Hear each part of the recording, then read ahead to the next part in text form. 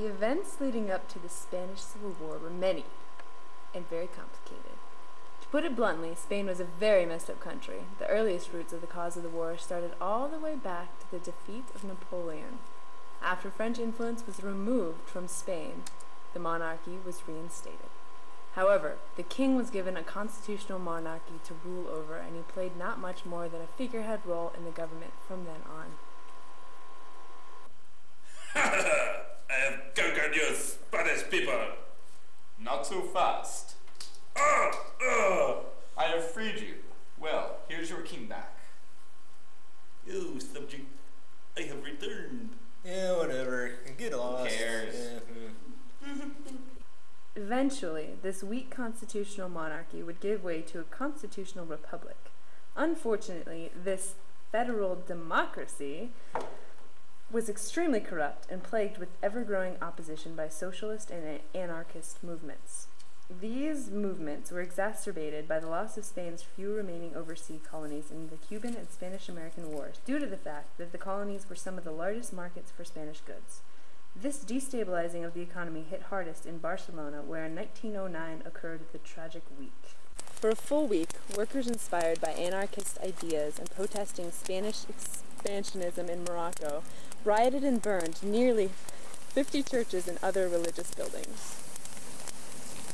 Burn, baby, burn, gospel inferno, burn, baby, burn that mother down.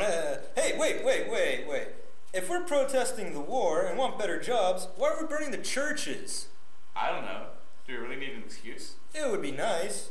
I think it's because the government buildings are protected by guards. That makes sense, yeah. Okay. Alright. As a neutral country, the First World War brought a temporary stabilizing influence to Spain's economy. Money! I'm rich, money! Ha ha ha ha ha! However, after the war ended, Spain experienced a bubble effect that caused an economic recession. What? No! What's happening?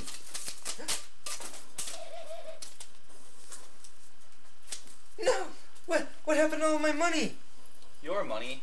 What about our jobs? The further destabilizing of the government led to a bloodless military coup in 1923. The General Miguel Primo de Rivera became the new dictator. For the next 6.5 years, the country would actually stabilize somewhat, both politically and economically. You see, look how good I was doing. However, What? General Primo de Rivera's popularity did not last very long. His capricious nature and complete disregard for the law, including the laws which he himself made him very unpopular, especially amongst the higher-ranking officers of the army. What do you mean, disregard for the law? Excuse me, senor, but the sign there clearly shows this is a no-smoking area. Tonight, everyone may smoke. Sir! Yes. So, tell me, do the Captain General support me? Sir, we are all very loyal to the king. Dope! Faced with the realization that he enjoyed neither popular support nor the support of the army, General de Rivera abdicated, leaving behind a power vacuum. This is my big chance. Alfonso XIII, the almost figurehead king of Spain, quickly took the place of General de Rivera and tried to consolidate his power. He was not very successful, as he was met with opposition on many sides. Here you go. What is this? Elections were held in 1930 and showed that the king was not any more popular than the military dictator that he had just replaced. So he gave up the government, but not his position as king, and went into self-imposed exile. Oh man, this bats. The abdication of the king led to what is called the Second Republic. This new republic was controlled mostly by the socialist parties, who, in 1931, drafted a new constitution that ended the recognition of nobility, granting voting rights to all men and women from the age of 23 on, and renounced war as a policy of the state.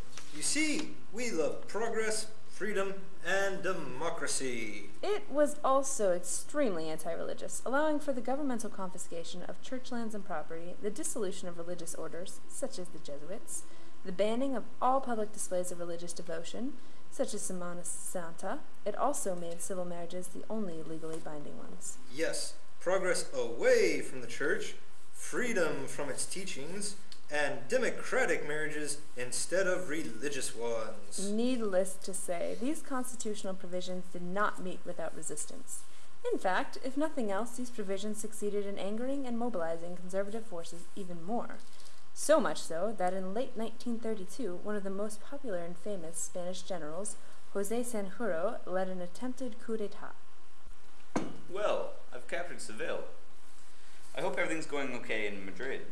Though he managed to capture the important city of Seville, his forces elsewhere were betrayed and stopped before they could capture the capital of Madrid. General, sir!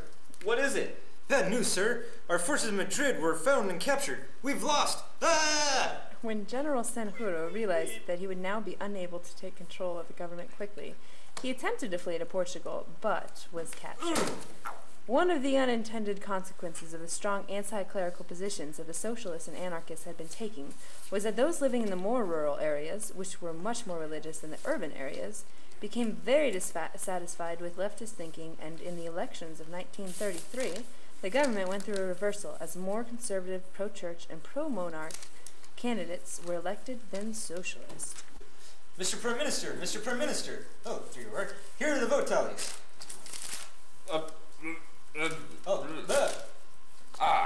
Good. Well, let's see. You ripped it. I'm sorry. What? Oh no! Oh, yes! We're in charge now! As it is said, turnabout is fair play. So the anarchists tried to overthrow the government by inciting localized revolts in several parts of the country. However, all of these uprisings were crushed, except for the one in autonomy of Asturias.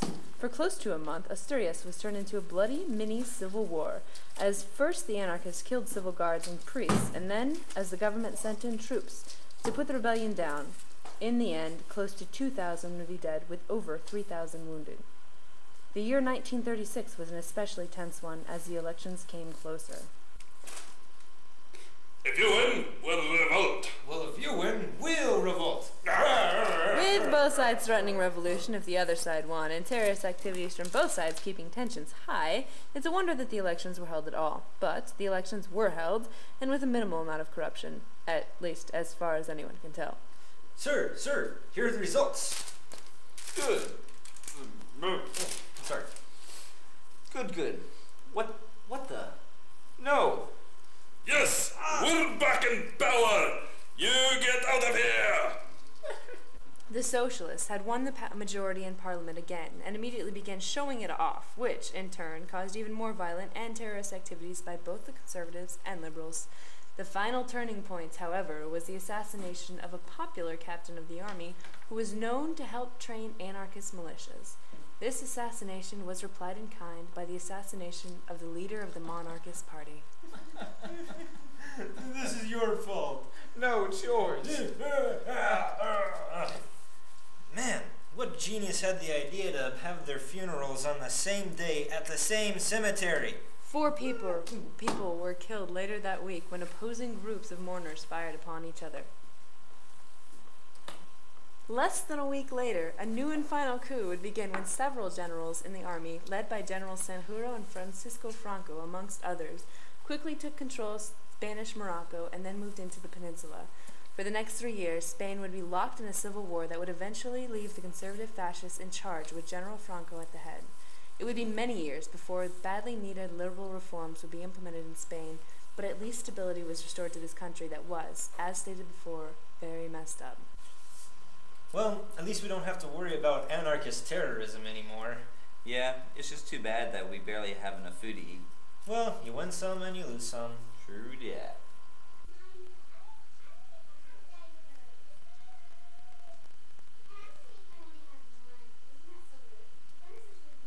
And now, introducing the people behind the socks. We have Tom, whose last name I don't know. Sims. Tom Sims! Yay! Give him a hand, guys! And also presenting Mike, whose last name I do know, Case, as Prime Minister and annoying narrator's assistant. It's minister to you. Sweet! Hey. And we all know Ross Wolf, We already did that. partner in crime. On the cameraman. Oops, partner in crime. Ross Wolf, yay! Yay! Our lovely cameraman, Nick Muma. Thank you, Nick. Nice nose shot, I'm sure. And finally,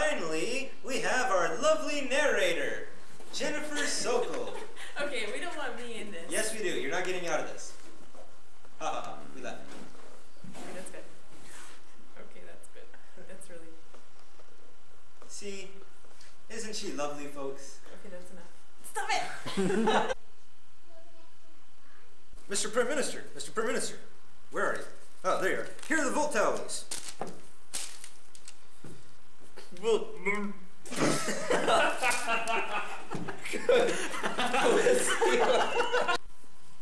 Sir, here are the results. that's a dead It's a dead puppet. Where are the real results? Here I they want are. my results. I found the results. Drop that dead body. Thank you. You're welcome. Well, Should we redo that scene? After the war ended, Spain experienced a little bubble effect. Oh, he's mad. Help! Help! It's the birds all over again. Are you getting this? Moving with the bird. There's full week. Workers inspired by anarchist ideas. Dang it, not burning. Okay. For a full week. Oh crap.